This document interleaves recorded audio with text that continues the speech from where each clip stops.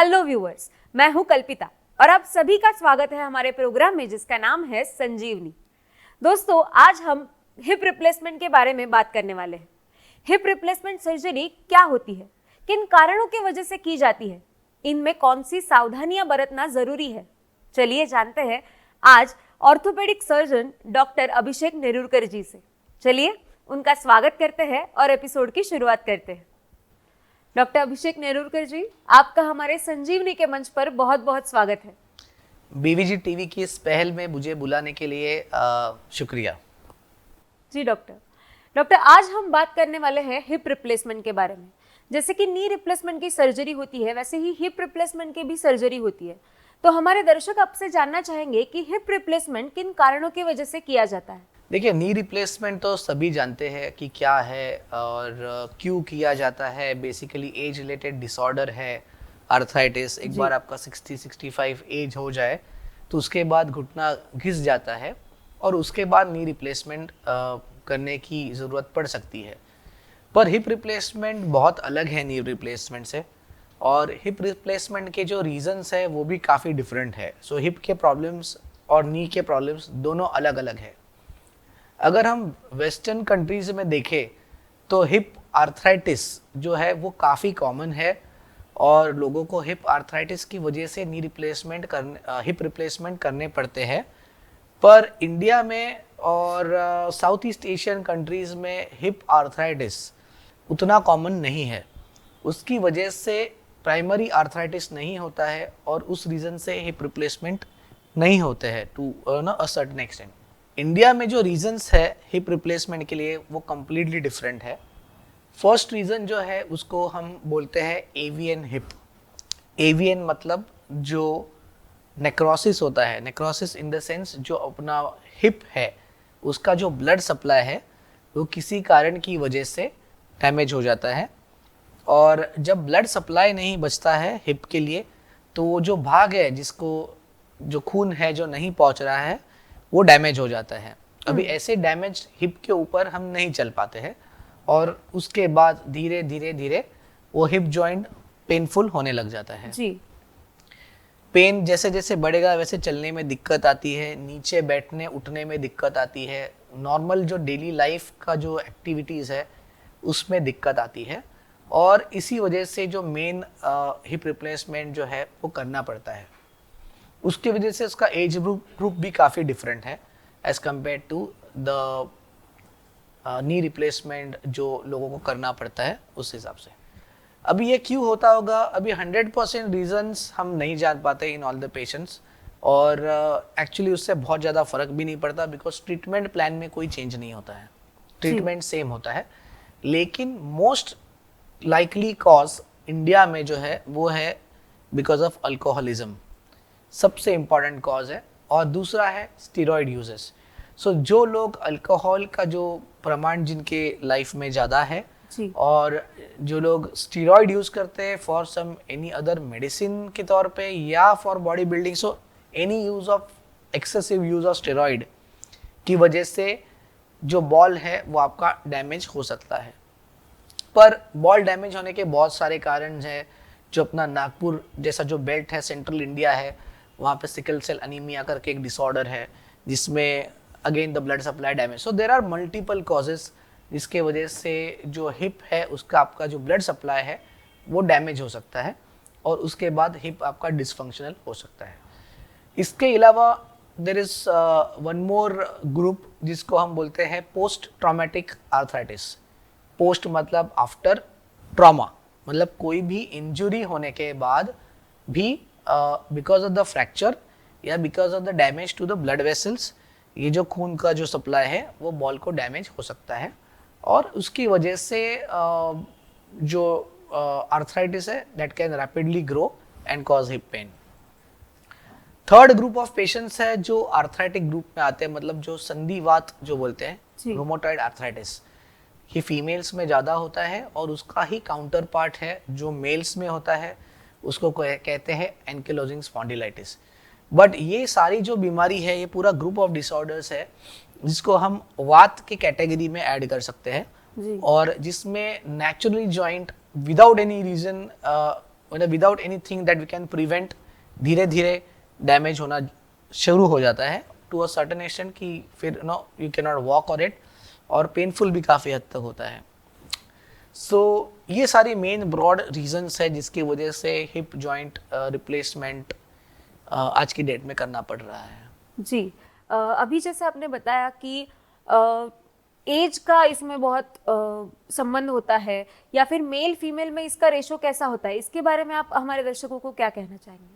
देखिए, एज जो है यूजुअली जैसे हम नी रिप्लेसमेंट लेटर डेट में होता है, लेटर एज में होता है 60 प्लस में. हिप रिप्लेसमेंट का वैसा कुछ है नहीं. हिप रिप्लेसमेंट कभी कभार ऐसा भी होता है कि हमें 25 के एज में भी करना पड़ता है, क्योंकि जॉइंट इतना डैमेज हो जाता है कि उस पर्टिकुलर व्यक्ति को चलने में, रूटीन लाइफ में भी इतनी दिक्कत होती है कि वो रिप्लेसमेंट के बिना आगे नहीं बढ़ सकता है. And for that reason hip replacement कभी कभी 25 से 45 के रेंज ग्रुप में भी करना पड़ता है. सो पोस्ट ट्रॉमेटिक आर्थराइटिस का जो ग्रुप है वो बेसिकली डिलेड एज में होता है यूजुअली, क्योंकि एज आपका कुछ इंजरी हो जाए और उसके बाद जो भी डैमेज होता है वो धीरे धीरे होता है. So again it's a very broad age group. 25 से लेके 75-85 तक हिप रिप्लेसमेंट के ऑपरेशंस होते हैं. और जो हायर एज ग्रुप है से 65-70, वो usually because of hip fractures. 55-60 के बाद अगर जॉइंट के अंदर कोई फ्रैक्चर हो जाए तो वो फ्रैक्चर हीलिंग के चांसेस बहुत कम है. और ऐसे टाइम में rather than taking that risk, most of the time हम हिप रिप्लेसमेंट करते हैं, बिकॉज पेशेंट को हम अगले दिन से खड़े रख के वॉकिंग. सो बेड रिडन होने के जो कॉम्प्लिकेशंस रहते हैं और बेड रिडन होने के जो प्रॉब्लम्स रहते हैं, उससे hip replacement is a saviour in this kind of a situation. तो मेल और फीमेल में क्या कुछ अलग सो मेल और फीमेल में रीजंस थोड़े बहुत डिफर होते हैं, क्योंकि रूमेटॉइड आर्थराइटिस जो है वो फीमेल्स में ज़्यादा होता है, पर एंकिलोजिंग स्पॉन्डिलाइटिस मेल्स में ज़्यादा होता है. तो reasons are different. Overall hip replacements ज़्यादा मेल्स में है एज कम्पेयर टू फीमेल्स, क्योंकि अल्कोहलिज्म, स्टेरॉइड इनटेक, जो रीजंस जो मैंने आपको बताए वो सारे के सारे मेल्स में ज़्यादा है as compare to females at this point of time. Whereas knee replacement में जो इंसिडेंस है वो फीमेल्स का बहुत ज़्यादा है एज कम्पेयर टू मेल्स, पर ये एग्जैक्टली उल्टा है in case of hip replacements. Okay doctor, कई बार लोगों को ये भी कंफ्यूजन रहता है, ये भी सवाल सताता रहता है कि क्या हिप रिप्लेसमेंट सर्जरी सेफ है. तो हम आपसे जानना चाहेंगे कि ये सर्जरी कितनी सेफ है और इसकी क्या वैल्यू है, मतलब क्या एज है. सो हिप रिप्लेसमेंट एक ऑलमोस्ट 40-50 ईयर्स से किया जा रहा है, and it has progressed in last 15-20 years. और बहुत सारा इसमें इनोवेशंस के साथ we are going ahead with the surgeries nowadays. तो हिप रिप्लेसमेंट का लाइफ बहुत अच्छा है. Surgery is very successful. In fact the life of hip prosthesis is even more than a knee prosthesis. तो इसकी वजह से we are more confident in doing this surgeries in even younger people. जी, knee replacement से if you compare to the knee replacement.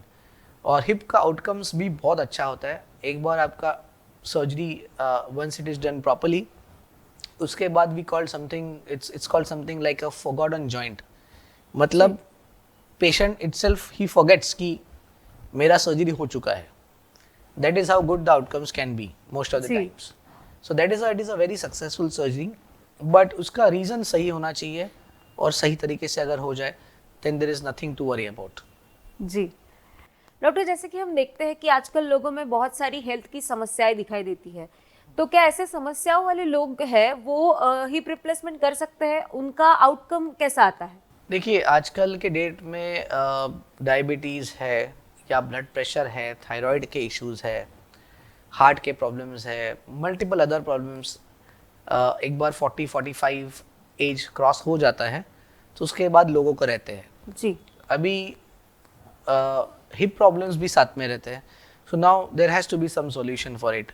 ये जो problems है इसकी वजह से हम हिप सर्जरीज को अवॉइड नहीं कर सकते. दूसरी बात तो ये है कि जब भी कोई सर्जरी हम करेंगे तभी उसके पहले ये जो भी प्रॉब्लम्स रहते हैं इनको, this is not a emergency surgery. Except fractures में, जो फ्रैक्चर्स में इमरजेंसी कह सकते हैं, बट बाकी जो सारी कंडीशंस है जिसमें हिप आर्थराइटिस होता है और हिप रिप्लेसमेंट किया जाता है, these are not emergency surgeries. तो we can take our time. वो सारे प्रॉब्लम्स है उनको कंट्रोल कर सकते हैं. कंट्रोल करने के बाद एक बार सब कुछ नॉर्मलाइज है या it is under respectable measures, तो we can always proceed and do a hip replacement surgery. Even in elderly people or even in all these patients with comorbidities, hip replacement surgery is a relatively safe surgery. There is ज़्यादा कोई चिंता वाली बात ऐसी होती नहीं है. जी. Hip joint भी काफ़ी डीप जॉइंट है as compare to the knee joint. उसका जो सॉफ्ट टिश्यू कवर है वो भी काफ़ी अच्छा है as compare to the knee joint.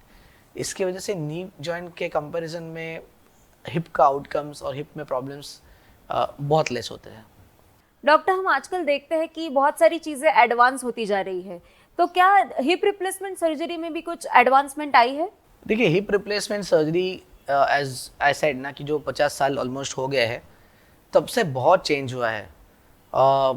Technology apart जो एक्चुअल सर्जिकल स्टेप्स है और एक्चुअल जो अंडरस्टैंडिंग है सर्जरी का, वो भी काफ़ी हद तक चेंज हुआ है. जो प्रोस्थेसिस आते हैं, उनके डिज़ाइंस आते हैं, वो भी काफ़ी अच्छे हैं. अभी इनिशियल डेज में जो प्रोस्थेसिस होते थे वो सीमेंटेड प्रोस्थेसिस होते थे. मतलब जो भी अपना जॉइंट है वो सीमेंट के साथ फिक्स किया जाता था. पर वी हैव रियलाइज दैट जो अनसीमेंटेड हिप्स है, जो अनसीमेंटेड प्रोस्थेसिस है, उनकी लाइफ काफ़ी ज़्यादा है as compare to the cemented prosthesis.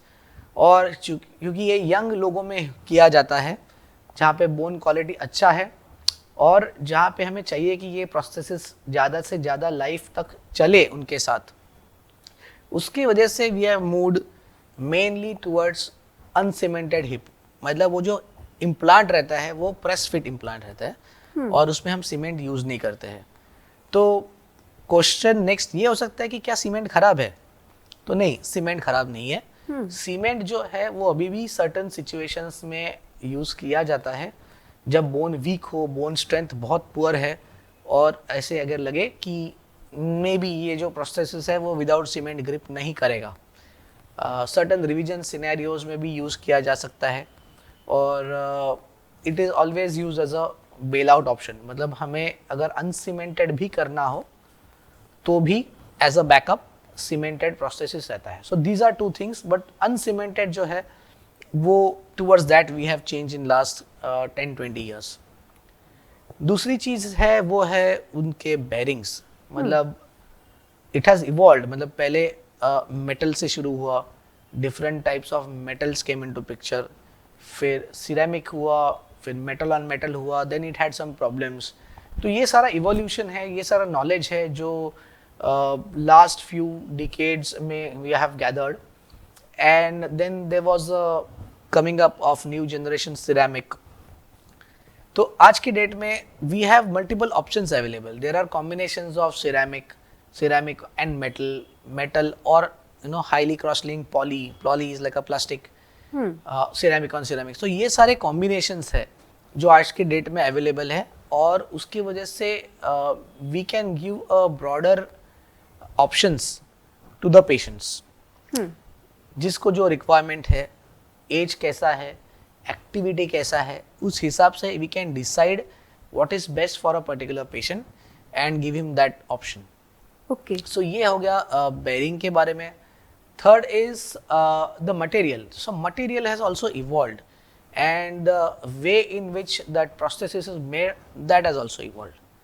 We have also got certain situations जिसको हम लोग बायो एक्टिव बोलते हैं. मतलब जो बोन ग्रोथ है कंपोनेंट के अंदर वो इंक्रीज हो जाती है, जिसकी वजह से उसका जो स्ट्रेंथ है वो बढ़ता है, लाइफ बढ़ता है. सो there have been continuous improvements in this particular thing.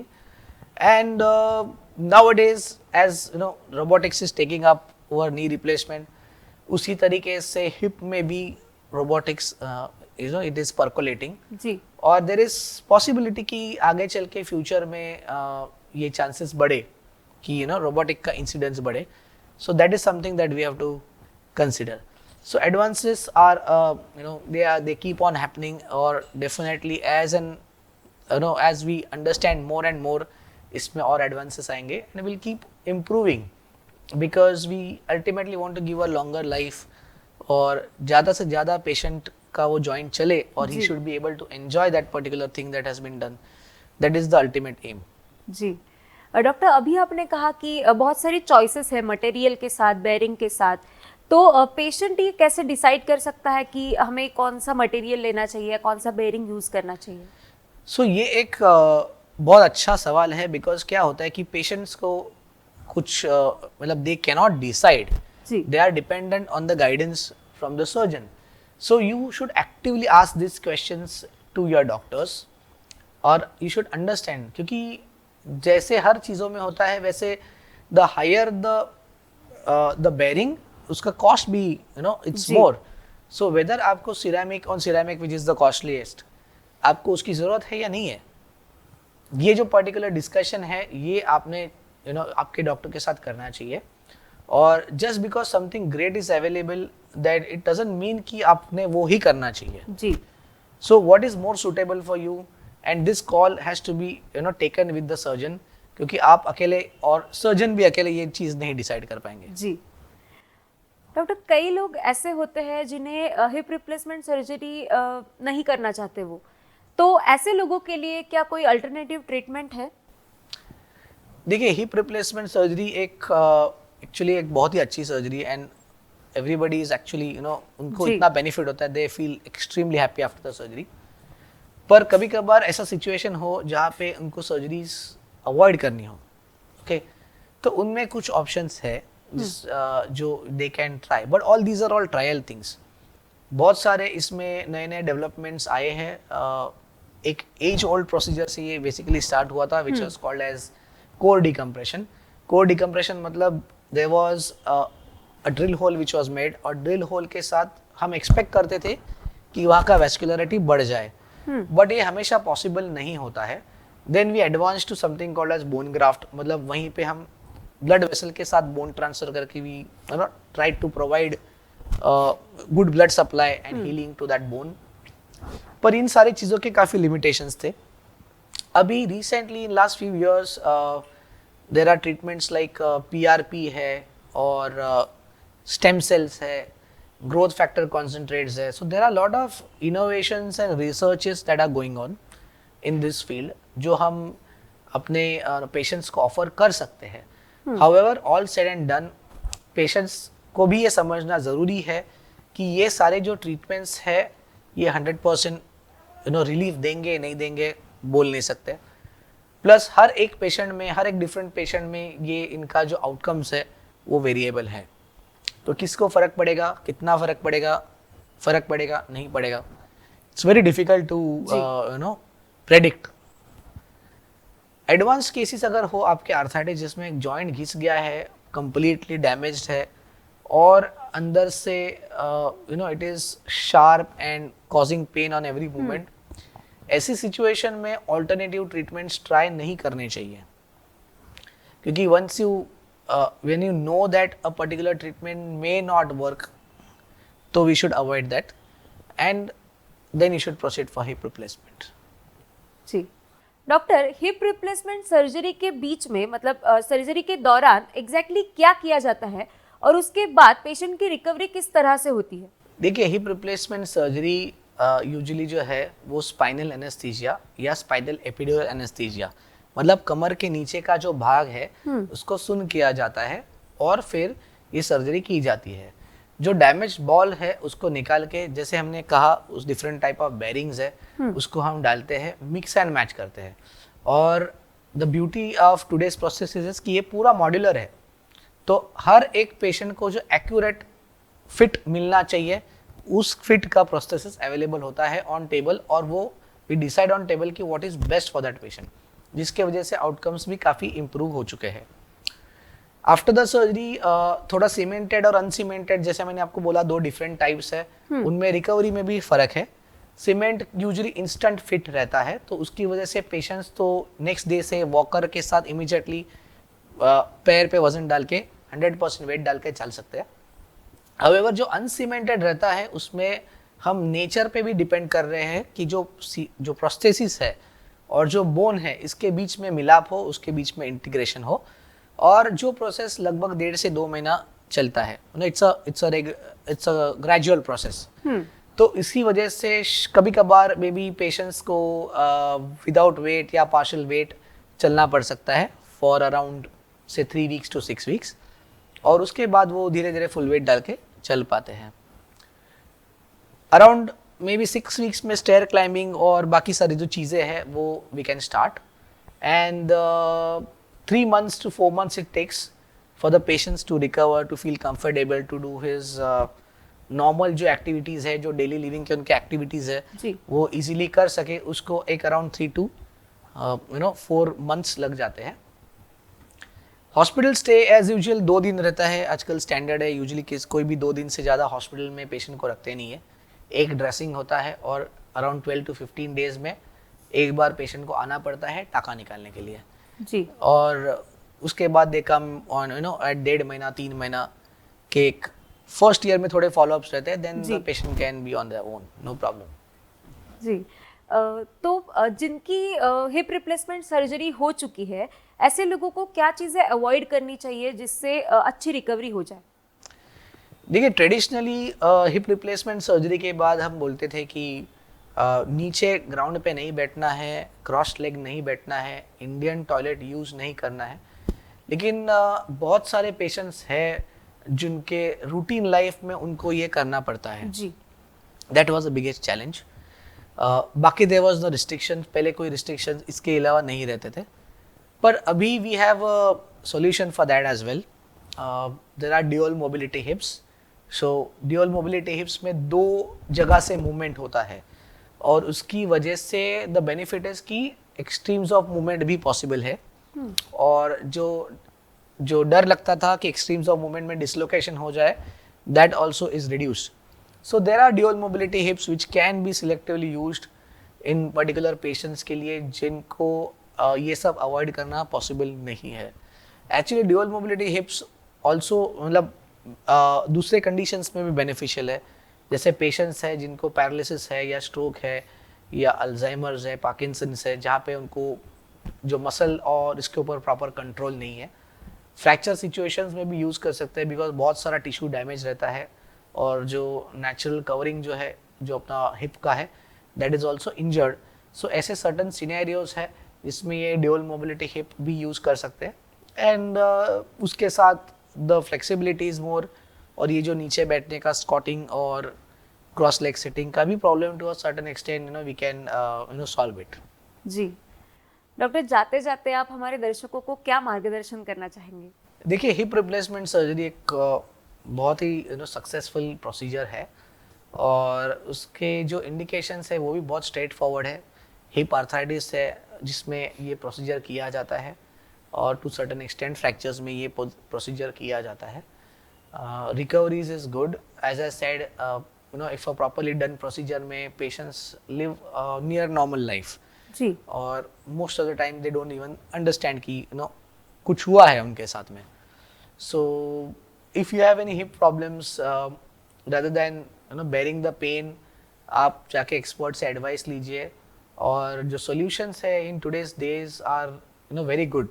So you should make use of what is available. जो आज के डेट में आपको ऑप्शंस है, सॉल्यूशंस है, उसका यूज करके you should have a lead a good quality of life. जी, thank you so much doctor, आप यहाँ पर आए, आपने इतनी अच्छी जानकारी दी, इसके लिए आपका बहुत बहुत शुक्रिया। बीवीजी टीवी के इस पहल के लिए उनका मैं शुक्रिया करना चाहता हूँ। ये जो नॉलेज स्प्रेड करके more and more people to make aware so many people, उसके लिए hats off to them. Thank you. Thank you so much doctor. दोस्तों, अब अपनी होस्ट और दोस्त कल्पिता को इजाजत दीजिएगा।